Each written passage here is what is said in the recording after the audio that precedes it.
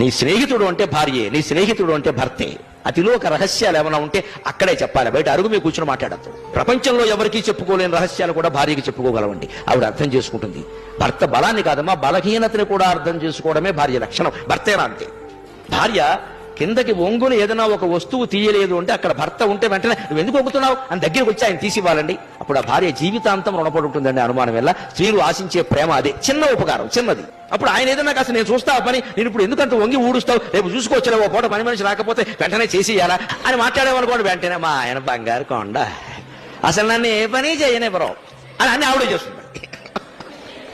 ఈ మాట అండి, మాట సాయం. మనమే చూపురు పట్టుకోగల, మనమే ఊడక్కల. అసలు ఆ మాటకు పొంగిపోతారు, అల్ప సంతోషం. ఈ మాట ఈ మగాడు అనకపోగా ఆవిడ ఊడుస్తూ ఉంటే తప్పుతుంది ఆవిడ మన పని మనం చేసుకోవడం అని కామెంటే కాకుండా, మా అమ్మ లంకంత ఇల్లు ఊడిచేది, మండిపోతుంది ఈ పెళ్ళానికి. అమ్మ చచ్చిపోయింది, ఎక్కడికో పోయింది.